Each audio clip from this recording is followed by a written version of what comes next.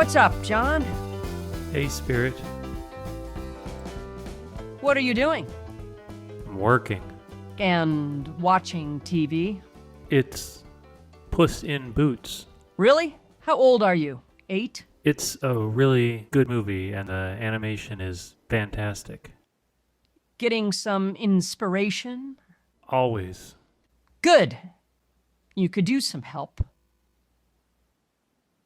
What are you up to, Spirit? I know you have some big surprises in store for everybody moving forward, so I figured it'd be good to get everyone caught up to this point in the story. Like Vixen Park's greatest hits? Yeah, don't kid yourself.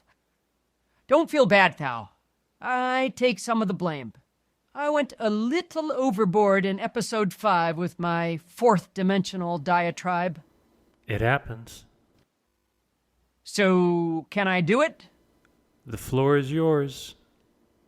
No spoilers, though. Deal. Previously on Vixen Park. I'd always wanted to say that part.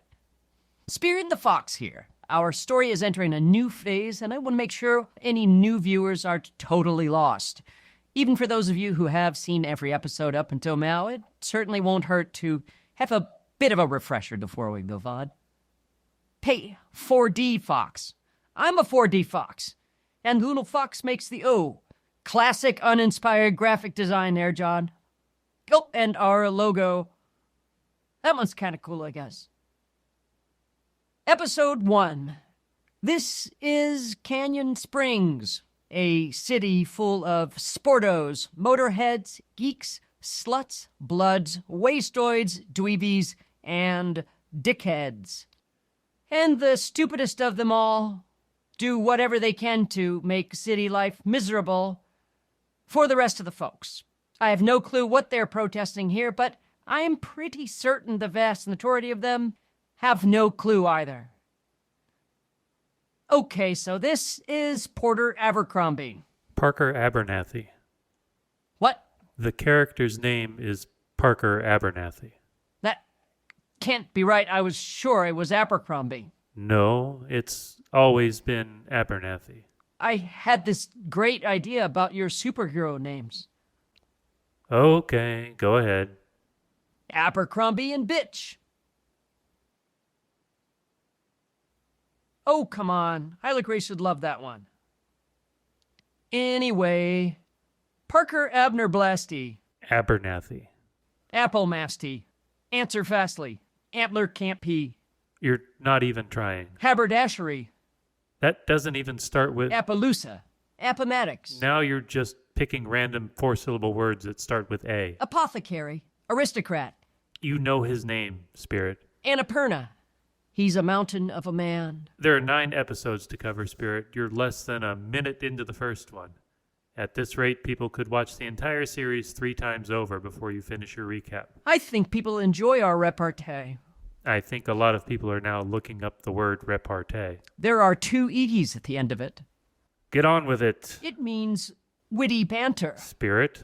I still like Abercrombie and Bitch. I really think you missed an opportunity there, John. It's like Turner and Hooch, but more khaki. Spirit? Parker Abernathy. He's the gym teacher at the local school here in Canyon Springs. He's a physics professor. Same thing. No, it's not. They're both teaching kids about the physical world. It's very different, Spirit. One is referring to the physical universe, whereas the other teaches athletics. Okay, Mr. Universe. And this is Isla Grace Fox, appropriately enough. She's a criminal investigator whose definition of the word collar has taken a dramatic turn towards the furrier. But we're not quite there yet.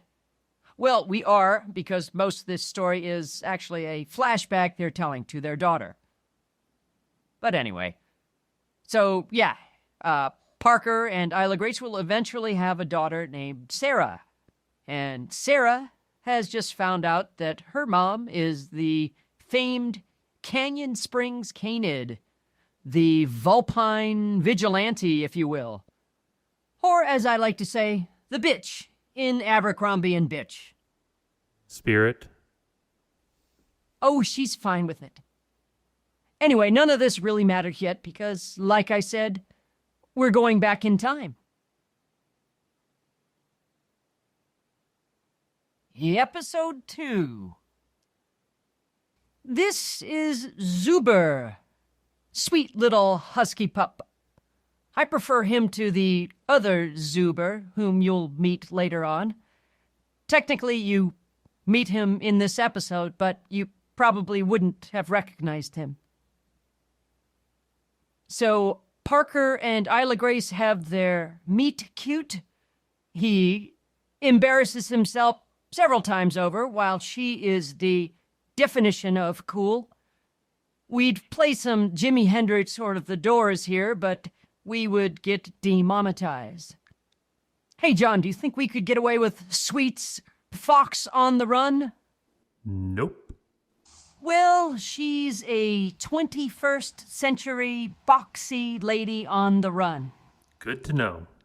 So Parker has had dreams about Isla Grace for the past 15 years or so. You see, me and my fellow protectors have been meddling with these two for quite some time. The dream thing is Figment's doing. You'll meet her somewhere along the line. Be careful of spoilers, Spirit. Aye, aye, Captain Killjoy. Let's see. Parker convinces Isla Grace he's telling the truth about his dreams by mentioning her stuffed fox, appropriately enough named Spirit, who was a gift from her father on the day she was born. Spirit would protect her when her father was deployed overseas. Unfortunately, he was killed in action when she was 11 years old. Her father, not Spirit the fox. Spirit plays a pretty big role in our story later on. Oh yeah, and that's the other Zuber floating around there during their first handshake. So Parker and Isla Grace go through one of those crazy off-screen romances. 6 months of woo-woo lovey-dovey stuff. Isla Grace survives this phase of their relationship and actually still wants to be with Pester. Parker. So he decided it was time to pop the question. And that's where I come in. On that floating boo essence there. You may think I look like Zuber here, but folks from the fourth dimension can tell us apart quite easily. I subtly encourage Parker to settle on a specific and appropriately themed ring, and that kicks off the next phase of our tale. Ah, and there is the ring itself. The most powerful such piece of jewelry this side of the Misty Mountains. A cute little gold foxy trinket containing a little piece of me. Now, to a normal person, there would be no effect. But Isla Grace is not a normal person.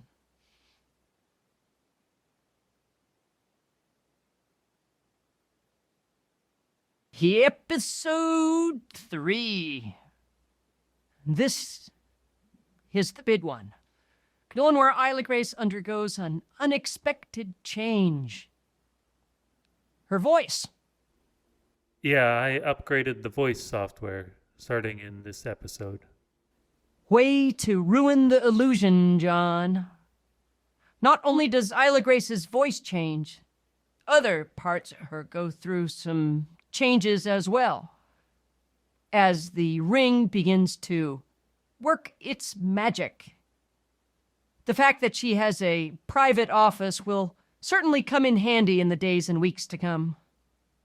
She's also mighty good at pen tricks. Could she do those before getting a dose of spirit?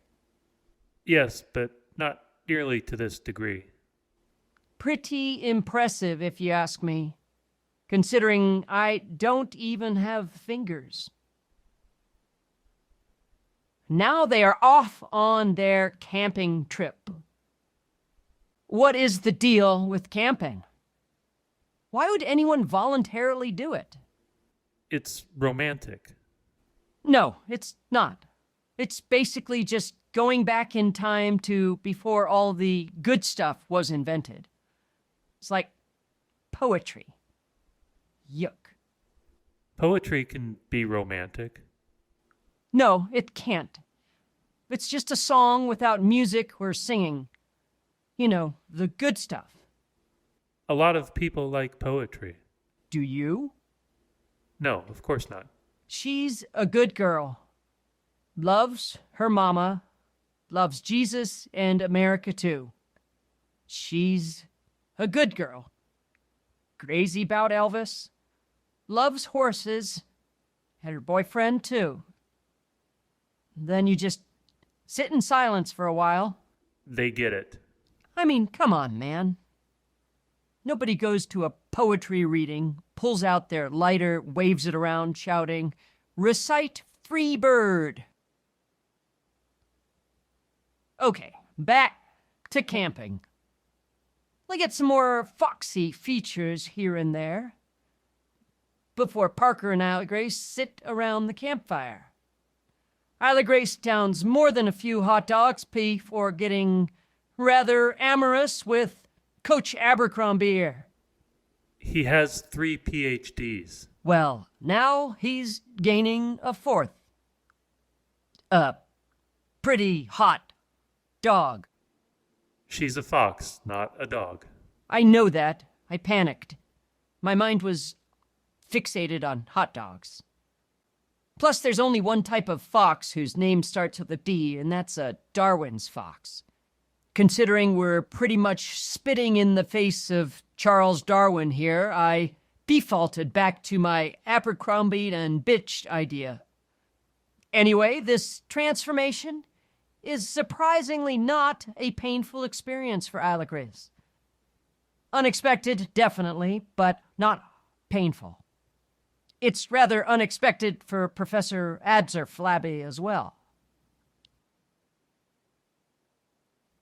And now this is where I come in. Again. Of course, the lunkhead here chose to bury most of my introduction in a mid-credits scene. This isn't a Judd Apatow movie where you're expecting a blooper reel. This is a YouTube video where you're lucky to get 50% of viewers past the previously on Vixen Park screen. I replayed the scene at the start of episode 4, so technically you got double the introduction. I certainly did not. A mid-credit scene plus a pre-title screen do not add up to even one regular scene.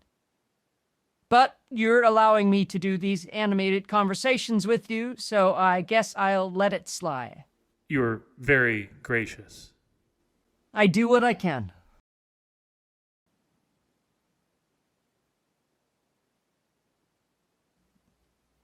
Episode 4. We foxes really are adorable, aren't we? Isla Grace quickly takes to her new form, finding just about every single possible canine sleeping style there is to find. And she even walks out of the tent, naked and on all fours without batting an eye. It takes several plates of bacon and eggs before she regains her wits. And then, of course, she promptly and not at all unexpectedly loses her fluffing mind. As with all recently transformed individuals, Isla Grace is undergoing something of an existential crisis. Thankfully, she has managed to avoid both mutilating little old ladies and drinking pina coladas at Trader Vic's. She did, however, belt out a wholly unexpected Disney-like song about said internal conflict. Technically, that was mostly in Parker's head. Well, it was in Isla Grace's head, but it was Parker who manifested it into his own head. That's really confusing, John. I think it deserves an episode chock full of exposition and explanation from yours truly. An explanation which likely won't clear anything up and will simply cause more confusion. Sounds good. After leaving Parker to enjoy a restful night with his weir fox of a fiancé, I laid down a fantastic scent trail for our newly minted Vixen to follow the very next morning. One might think it easy to do for one of nature's admittedly stinkiest creatures, but one has to keep in mind that I did it as a floating bundle of energy with no real tactile connection to the third dimension. Maybe you're just that stinky. Maybe you're just...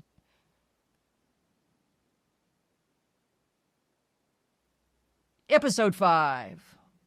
Parker makes a not-so-graceful entrance into the fourth dimension. One small step for mankind, one embarrassing flop for Porter Abercrombie.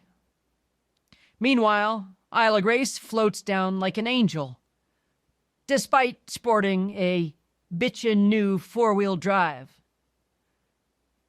Props to Parker for doing the manly thing and going first, though. Mad respect, bro. So I'm making a pretty big deal about these two going into the fourth dimension in episode 10. Obviously, they've been there before.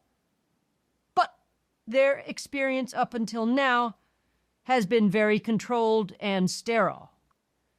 It's like claiming you've been to France when you've just had a layover at Charles de Gaulle Airport. Technically, it counts, but you're not getting the real thing. French toast, French fries, French dressing, French bulldogs, French kissing. Ooh la la. None of those things are actually French, Spirit. Do you think the French bulldog was a joke played upon the French by the Americans and English? I wouldn't put it past them. I figured. My point still stands, though. Parker and Isla Grace are in for some surprises in the real fourth dimension. Especially Parker. But no spoilers. Thank you. So the fourth dimension, for the purpose of our upcoming episodes, can be thought of as a parallel world of sorts. It's not a multiverse, though. Mortal beings cannot inhabit both dimensions at the same time. You won't find Chris Evans playing both Captain America and the Human Torch, nor will you find John Krasinski making a 12-second cameo as Mr. Fantastic Reed Richards when we all know he's Jim from The Office. Events in the fourth dimension can affect events in lower dimensions, which is partially why Parker and Isla Grace are here. Or there. You're going to be there. You're here. In the fourth dimension. I'm currently in an undisclosed location, so adverbs of place can get a little bit tricky. Anywho, as you can see, despite my earnest attempts at concealment, we did not go undetected. My dear Syzygy warns us of the impending danger, so we try and make our escape. Unfortunately, the bad guy, namely the Sammed King, disrupted our portal and brought us into the hinterlands, a sort of demilitarized zone in between faction and protector territory. It was here that he unleashed one of his minions on us. No, not the little French tic-tacs from the Michael Scott joint Despicable Me. Thickmal Iklar is a real menace to society. As Iklar was bearing down on us, my quick thinking whisked Parker and Isla Grace off to safety, or at least out of imminent danger. Honestly, I'm still not certain where they went. I just get it at random. Looks cold there. Probably somewhere in the Andes of South America. I'm guessing Portugal. Oh, and here comes a dangerous mountain lion now. Or puma, as they say down Portugal way. Whatever will become of our dynamic duo? Find out in the next episode of Vixen Park. And here is the next episode of Vixen Park. It's a lot better than waiting months and months for John to get off his lazy tookus and finish a new one, isn't it? This is a lot of work, Spirit. Plus, I also have a real job. Well, I'm facing off with a giant monster here. Is your job that difficult? Job? No. But having you laugh in the face of one of the Sand King's minions is rather cathartic, I must admit. Happy to help. Fikmal Iklar, or Mongo as I lovingly refer to him here, is indeed a puppet of the Sand King, no matter whether or not he believes it himself. We haven't even scratched the surface with regards to the evil that is wrought by the Sand King, but we will. The tastiest foods are often slow cooked. Epic here is a great friend and another protector like me. She helps to keep me and Zuber in line. She typically plays things pretty cool, as do most cats, though every once in a while she has her own moments, which she'll never admit to. Like the Sand King, John is taking it agonizingly slow with regards to us protectors and our roles in the world. But you can learn a lot from our individual names, as well as from the terms protectors and faction. One other very important tidbit of information Epic reveals here is that everything is energy. Now, I personally don't know a whole lot about the subject myself, but I know how to take advantage of it. It's like you all using your cell phones and your YouTubes and the like. You can use them just fine, but most people can only get so far when trying to explain how they actually work. This is Zuber in his terrestrial form. We don't produce focused signatures in our terrestrial forms like we do when we're blue and floaty, so the faction can't track us this way. But we're also more limited in what we can do when we're lugging around all this crude matter. As you can see, like most dogs, Zuber here is pretty good at fetching. You can see why Epic employed him to retrieve Parker and Aloe Grace's belongings from the campsite. He enjoys showing off his unique ability amongst canine kind to actually successfully chase down and retrieve a car. Being a husky, however, he would normally just chase after these items and never bring them back. As a husky owner myself, I can attest to that. Back to me again. I visit one of our temples and have another conversation with Syzygy. Unfortunately, she demotes me to the bench, so to speak. I wanted to get back into the game to help teach Isla Grace some boxy stuff, but the faction had most definitely been tailing me. It kills me to say it, but this was the right call. Our first glimpse of faction territory and the home of the Sand King. To be honest, I think many of those buildings are unoccupied now. He has a tendency to show his displeasure in a rather extreme fashion. If you go against his wishes in any way, you are no longer allowed to set foot in their little compound there. Only the completely brainwashed may apply. So anyway, Parker's insistence on wearing his gym teacher uniform during their engagement camping trip, and then again on their initial fourth-dimensional journey, is truly what sets off this war between the faction and the protectors. It truly is not. But it didn't help. It didn't. Epic gives Parker some preliminary lessons in accessing energy from the fourth dimension, and he proceeds to ruin all the fun by taking away Isla Grace's fur coat. Well, most of it, anyway.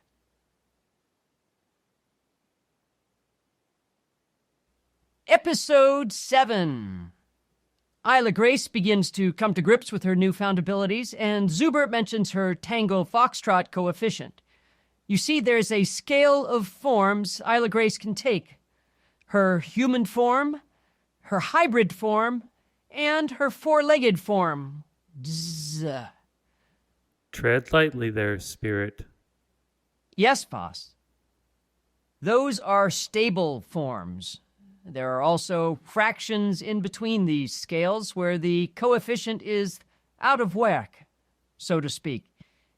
It's kind of like riding a 10-speed bike. There's stability when you're fully in gear, but things can get a little hectic when you're constantly slipping in between them. Zuber and Epic decide to create a triggers list for Isla Grace. What will encourage her to go foxy? And so they decide to take a field trip to do some hands-on research. Now here we get to meet Tessa, my absolute favorite 6-foot-tall bunny girl. Unfortunately, before you can even get to know her, some faction goons up on the hill open fire on us. As we are being fired upon, Epic, Zuber, Isla Grace, and the gym teacher decide to spend the afternoon at a local park with a bunch of fluffy little bunnies. As many foxes are wont to do, Isla Grace feels the urge to slaughter and devour said bunnies. A full fluffle of them, in fact. While Isla Grace contemplates committing lepericide, the killing of ancient Latin bunnies, I have engaged my protective shield to prevent a combined lepera and vulpicide.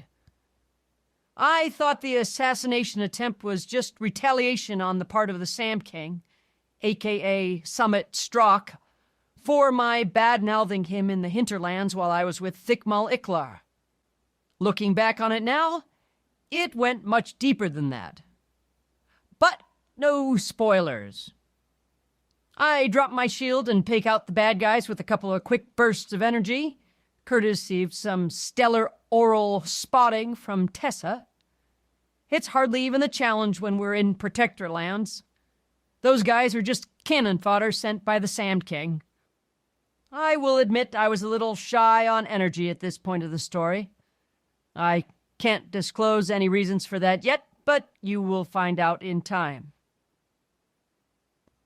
We go back to the park where Isla Grace discovers her hybrid form, with a little help from Epic, of course. She seemed pretty tame, but she's still a mountain lion. Don't let her lull you into a false sense of security. She has no trouble inciting some violence when the opportunity arises. Hence the, faux fluffle kerfuffle here. Isla Grace will require some additional assistance in perfecting her four-legged gait when she's in hybrid form, though. Back to the temple again, where Tessa and I get ambushed by another unseen enemy force. I am humbled by the fact that Tessa was willing to lay down her own life for mine. And, of course, I am thankful that she survived the attack. And that mini-spoiler leads us on to Episode 8. As Tessa lays there nearly lifeless and I am nowhere to be found, Fathom makes his grand entrance. Not that I'm jealous of his entrance here, but I think it would have been funny to have him hop through a portal on his two legs. Not so regal when you're bouncing around like a dork whose shoelaces were just tied together, are you, pal? Hi, kid, though. Fathom might be a bit of a gruff, matter-of-fact dude, but his heart is as big or bigger than anyone else's. And when it comes to those tough decisions that even the best of us have trouble making, he'll put himself on the line, and he's usually right. Now off to Isla Grace's hybrid training session. Why does she need training when she seems to do just fine during her first four-legged journey? Well, she had no choice then but to let the fox in her take the lead. Everything was so foreign to her that she had to rely completely upon her local guide. Now, however, they are both in foreign territory. The fox in her is unfamiliar with the two-legged locomotion, and the human in her has no idea how to utilize her tail and ears, among other newfound foxy features. Making Zuber power a deflector shield while creating an entire indoor training facility for Isla Grace is enough to get him rather tipsy. And drunk Zuber likes to talk almost as much as I do. I don't know what all these color combinations mean for the Sand King's Underguard Power Rangers, but he has some odd proclivities. I suppose this one probably means captain. Whether it's Crunch, Caveman, or Kangaroo, I couldn't tell you. Oh, and the Sand King shows his true self at the end here. Just about anyone can put on an act for a while, but eventually their true self will be revealed. This guy's a big meanie head. Tessa and Fathom discuss my status following the attack on the temple. It's true that at this point I do still exist on some level, floating about in the fourth dimension. But they don't have the full story yet. And I don't want to get too far ahead of things here, but without me around, it's not good for those foxes on Earth. While my essence hovers in some unknown status and Fathom treats Tessa's painful injuries, Epic and Zuber continue to mess around and have fun training Isla Grace. But their time is coming soon. Fathom pleads with Syzygy to get Epic and Zuber in the game. She's reluctant to do so without Parker and Isla Grace being trained up, but Tessa helps to put things in perspective. The fight is at hand. They're all going to be involved soon, and putting a decision off any longer isn't going to help. As Ethic is giving Parker some introductory portal lessons, Fathom sends a bald eagle courier into their protective bubble to explain to them what has happened. Episode 9. Parker and Isla Grace returned home to a rather startled Zuber. After settling their puppy down, Isla Grace realizes her powers aren't limited to simply looking like an animal. She's a regular Dr. Zoolander. I think you mean Dr. Doolittle. Not the way I look at it. Those names make way more sense the other way around. I guess I can't argue with you there. So, knowing there is really nothing they can do to help in the meantime, Parker and Isla Grace tried to settle into a more normal existence over the next few weeks. Normal meaning, of course, that Parker plays a game of interdimensional paperclip toss in their apartment, while Isla Grace goes full fox to eat her lunch, thus preventing herself from accidentally exposing her abilities over a Zoom call. There's got to be a Jeffrey Toobin joke in there somewhere. Feel free to come up with one yourselves. Back with the Sam King and another one of his colorful minions. This one seems to be a general. Apparently, the captain who shot me and Tessa has found out about his impending doom and is attempting to make his escape. The Fam King is not one to worry about wasting resources going after someone he feels has wronged him, so his sentinels have been alerted and are on the move. I'm kind of torn on this one. What do you do when your mortal enemy is going after the dude that shot you and your good friend? My brain says take him down and deal with the Sam King afterwards, but my inner Keanu Reeves feels differently. Is that a Matrix reference? Speed, actually. But it doesn't quite fit since I wasn't a hostage at the time. I am now, though. Spirit spoilers. Oh, come on, they know I still exist. I appear later in this episode, after all. Well, sort of. Back to the crazy one traipsing around his throne room. Apparently they've got signals from Parker in the third dimension and would like to thwartle his mortal portals and send one of the Thickmalls to destroy him in the process. And oh my God, what happened to your face? Epic and Zuber steal Figment's job and attempt to alert Isla Grace of the Sam King's efforts in her dreams. It doesn't go quite to plan, but it seems to get the job done. I'd been wanting to send a message of my own to her anyway, so Having her a little bit on edge made it quite a bit easier for me to get through. I employ my trusted, stuffed counterpart to reiterate what I know from my end and implore her to get her and Parker over to our dimension. Of course, the doofus Parker forgets about Puppy Zuber and allows him to eat up much of the energy of the portal.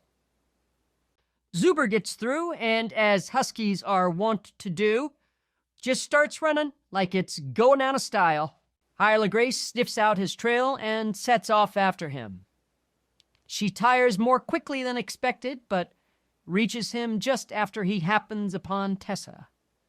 Isla Grace is startled by the giant bunny and is further surprised when she doesn't notice any changes to herself.